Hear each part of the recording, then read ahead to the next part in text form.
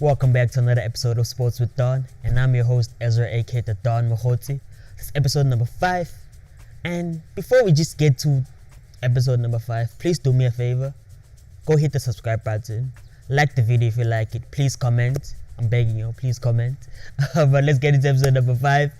Today's episode is about players who've won Player of the Season award or Player of the Year award, but failed to secure moves overseas.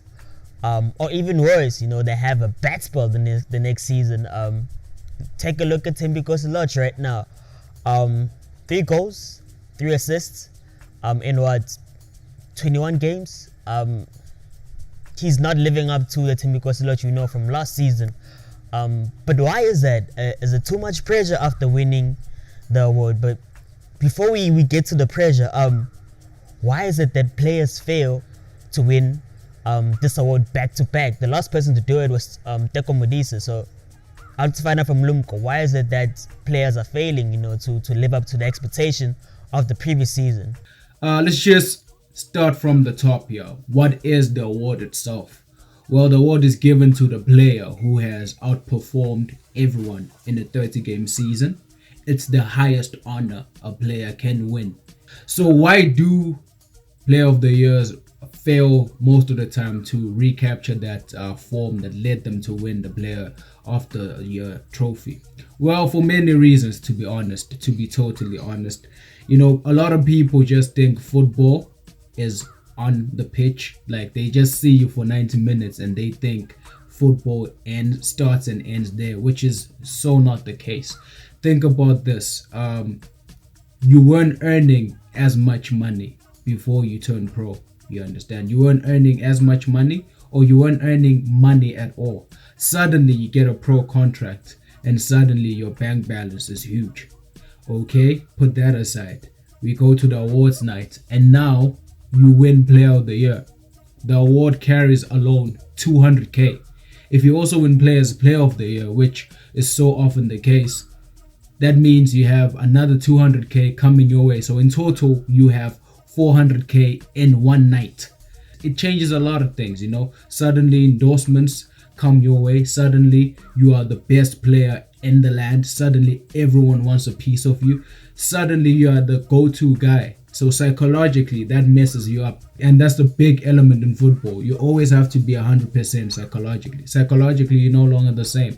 And I feel like there's not enough football education that goes around in this country to educate people on the psychological effects of football. And I feel like the main reason why most of our Player of the Year fail to recapture their form the following season is because psychologically they just deal with a lot and no one really prepared them for that. For instance, you spoke about Thembi Nkosi, who currently has about 3 goals and 3 seasons in 21 games. Now, for the reigning Player of the Year, that is, I'm sorry to say, horrible stats. That's a horrible return. We know Thembi Nkosi is a wonderful player. He is a wonderful player and he is deservedly the reigning Player of the Year. But this season, it has been, tipsy-turvy for him. And the main reason I feel is that he wanted to secure a move overseas, but that didn't work out because there are a lot of contractual issues. And psychologically, that messes you up, You just find out that, hey, you are wanted in Europe, And like the goal, like I said in the previous video, the goal for most African players to end up in Europe. Now you have your opportunity here. It's here. You go into Europe, European teams want you, and then you find out you cannot go because you still contracted to Orlando Pirates and they don't necessarily want you to leave just yet because they also need your services. That's another point we should look at. Just because you want it from overseas doesn't mean we no longer need you per se, and hence why I feel like most teams are reluctant to let go of their star players because they also need them, and rightly so. They are the ones that pay their salaries. If I still need you, I'm not gonna willingly let you go even if the price is right because I still need you. So I feel like the psychological element needs to be addressed. After you win Player of the Year, you need to be addressed psychologically to prepare you for what lies ahead, because it's a journey that most people just overlook They just think, oh, so suddenly now you're the best player in the country. Suddenly everything's gonna be okay. They forget the psychological element to it, and I feel like that's the part that needs addressing, and that's the biggest element. Um, but why is it that all the other players have failed? Is it the pressure that's getting too much for them to live up to the previous season? Yes, I definitely think it's the pressure. Not everyone can handle the pressure the same. Not everyone can do that. And hence why we see the likes of Lionel Messi and Cristiano Ronaldo, who will definitely go down as the two most greatest players to ever play the game, because they know how to deal with the pressure. They win the biggest titles, they win the biggest personal accolades, and they immediately want to win more. They just forget. They immediately forget. Oh yes, I got this. They put it aside, and they already set their goals to the next crown. So I don't necessarily think most of our South African players think that far, that okay, I've won this year, I want to win it again. There has to be that hunger. You have to be able to deal with the pressure, because the pressure is huge. Suddenly everyone looks at you to perform, and I honestly feel like most of them cannot necessarily deal with the pressure that comes with being the reigning player of the year. Okay, let's talk now. Moving overseas, right? In the previous episode, you mentioned that agents play a huge role in players, making certain moves, especially moving to like a league, a big league, maybe like La Liga, for example. Why is that our player of the season or player of the year failed to secure those moves? Is it because they're not dedicated enough? Do they lack the ambition, or is it the agent? Why is it that our players are failing to move overseas? I wouldn't necessarily say our players are not good enough. I wouldn't say they are not as dedicated as everyone else. I just feel like there are a lot of things that we need to take into consideration when dealing with South African players. One, if you look at the geographical side of things, we are at a huge disadvantage, because we are literally at the end of the continent. We are at the southern part of Africa, hence the name South Africa. So geographically, we're already at a disadvantage, because most European teams don't really send out their scouts all the way to South Africa. Secondly, the agents, like I said, you have to have a world-class agent if you want to make it big in football. So I don't think South African players are less dedicated or less talented. I'd love to see more South African players move to Europe, but it's not possible for everyone to move to Europe, they understand, because not everyone has access to world-class agents. South African players are talented. Thembinkosi Lorch can make it into some European teams. He can. Most of South African players in the PSL can make it in Europe. We've seen the likes of Benny McCarthy winning the Champions League. We've seen Steven Pienaar playing for the likes of Ajax, Dortmund, and Everton. Those are big clubs in Europe. Probably the biggest success story in Lucas Radebe, who actually has a beer named after him in Leeds. And in Leeds, he is like one of the biggest legends the club has ever had. We've seen Sbusiso Zuma have his own statue in Copenhagen. So South African players are worthy to play in Europe. They just need to sort out the paperwork, and they need to join clubs they need to join South African clubs having clear goals of what they want. Now let's just look at our style of play. Have we lost our style of play? And also, looking at our style of play now, which league do you think our players can succeed in? I think, to be honest, we've lost our style of play, the original Diski. I feel like we've lost it with the influence of foreign coaches.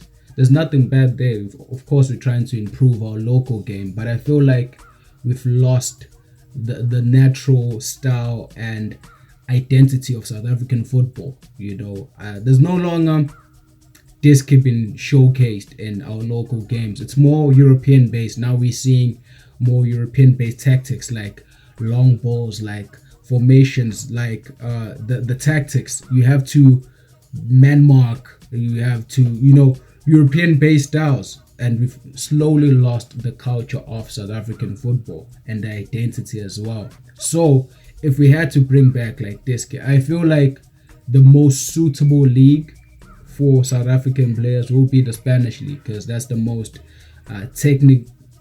technically gifted league in the world. Arguably, there are a lot of technically gifted players playing in Spain, so most South African players should look to go to Spain where they can fully express themselves, because other leagues do not allow for such.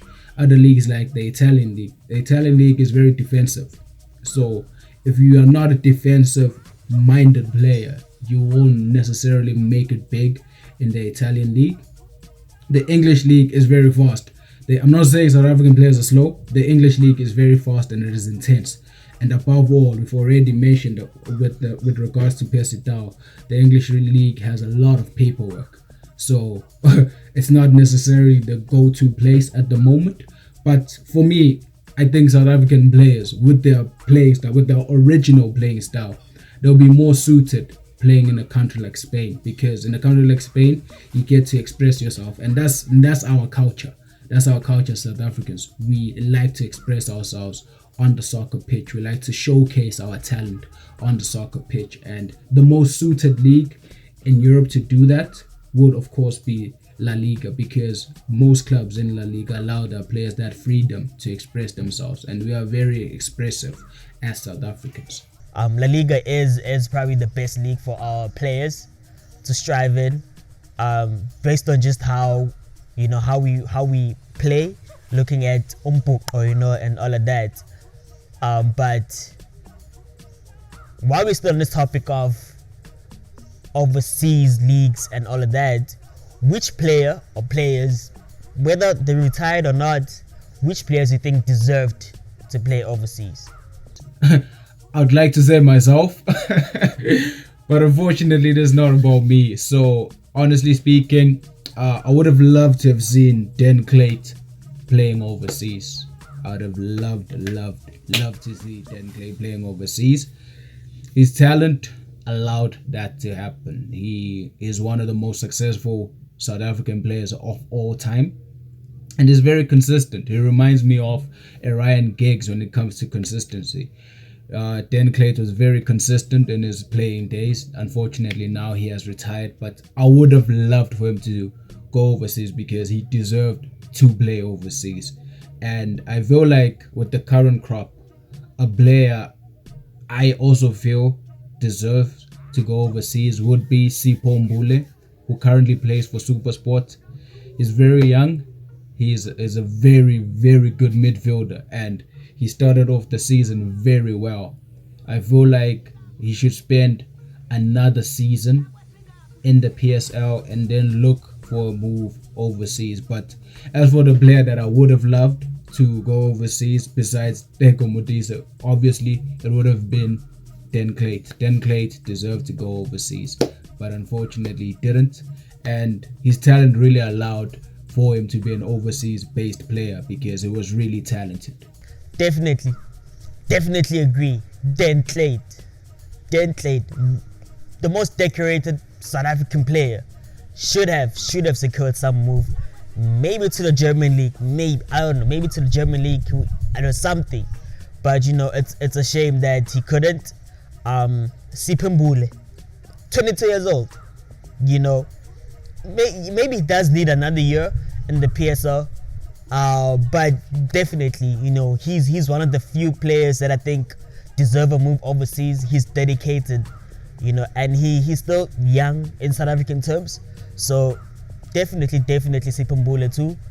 But shout out to you for watching until this point. Tell a friend that we drop. And like I said in the previous episode, we are the greatest.